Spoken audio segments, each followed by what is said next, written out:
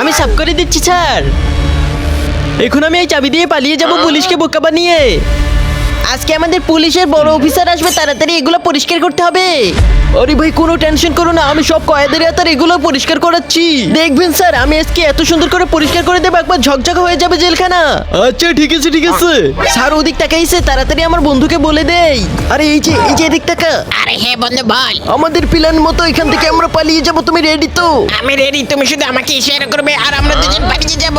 এই দেখ আমি কি করেছি, পুলিশের কাছ থেকে চাবিটি চুরি করেছি, কেউ যেন জানে না, আমরা এই চাবি দিয়ে পালিয়ে যাব। আচ্ছা ঠিক আছে তাড়াতাড়ি লুকিয়ে ফেল, তুই ইশারা করলে আমরা দুজন পালিয়ে যাব। আরে ওই ওই তুই ওখানে কি করতেছিস, তাড়াতাড়ি কাজ কর।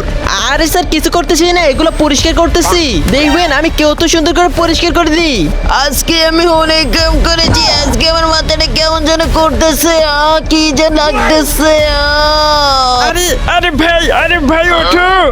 আরে তোমার কি হলো? এই যে বড় ভাই ওঠো। আরে স্যার এটা কি করলেন, এত কাজ দিয়েছেন আমাদের উপর তো জুলুম করেছেন আপনারা। দেখেন আমার ভাই কি হয়েছে। তুই যে জেলখানার বাইরে বসে কাজ করতেছিস, পালিয়ে যাবি না তো তুই? আরে স্যার আমার ঠ্যাং ভাঙা, আমি কিভাবে এখান থেকে পালাবো? আপনি আপনার কাজ করেন, আমি কাজ করতেছি। আচ্ছা তুই কাজ কর, আমি আসতেছি। বন্ধুরা ভিডিওটি কেমন লাগলে অবশ্যই কমেন্টে জানিয়ে যাবে, আর এটা পরের পার্ট দেখতে চাইলে অবশ্যই সাবস্ক্রাইব করে দিবে।